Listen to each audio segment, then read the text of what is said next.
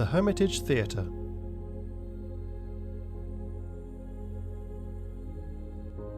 The Opera House, as the theatre within the Winter Palace was known, was created by the palace's architect, Francesco Bartolomeo Rastrelli, at the request of Empress Elizabeth. The first performance there took place in December 1763, and for the next 20 years it was the centre of theatrical and musical life in St. Petersburg. In May 1783, Catherine II gave instructions for living apartments to be constructed in place of the Opera House. And a few months later, she signed a decree on the construction of a new theatre on the site of the old Winter Palace of Peter the Great, to the design of Giacomo Quarenghi. The architect proposed incorporating the theatre into the old building, using the existing foundations and part of the walls, while increasing the area at the expense of the courtyard. So first of all the auditorium was constructed, and only then was the facade erected. The theatre could be entered from the embankment or directly from the palace through a covered walkway constructed over the Winter Canal by Yuri Felton. Construction of the theatre was completed in October 1789. The building is a splendid example of the Russian neoclassicism of the late 18th century. The ground floor was finished with rusticated stone, and its upper tier of windows is decorated with lion masks on key stones.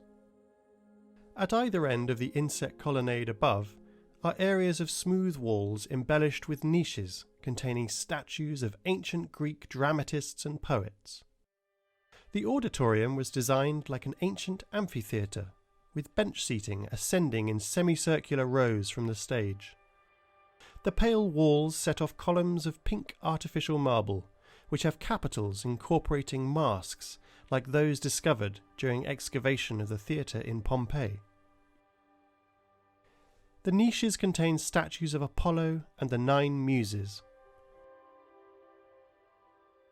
and above them are bas-relief portraits of famous musicians and poets. In Catherine II's time, the auditorium, designed for 250 spectators, was filled during the events known as large hermitages, when costumed balls, all manner of games, dances and performances were held in the palace. The Hermitage Theatre, where stars of the European and Russian stage shone brightly and the elite of Russian society gathered, became an essential part of the imperial court. Under Alexander I, court masquerades were often held here. Then for 3 years, from 1823 to 1826, the theatre was used as a military drill hall. Later, performances were resumed. In the mid-19th century, though, the theatre fell into disrepair, and in 1894 the building and the auditorium were restored under the direction of the architect Alexander Trusovsky. It was at that time that a new crystal chandelier with electric lighting appeared, as well as the curtain, that with some changes has survived to the present day.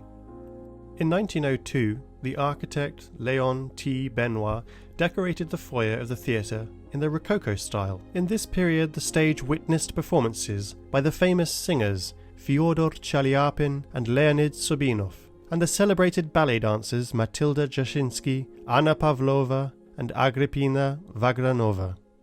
After the October Revolution of 1917, the theatre housed the Workers' University for a time. Then in the 1930s, it was used for concerts and plays. In 1935, however, the theatre ceased to function. For many years, the auditorium served as the lecture hall for the State Hermitage.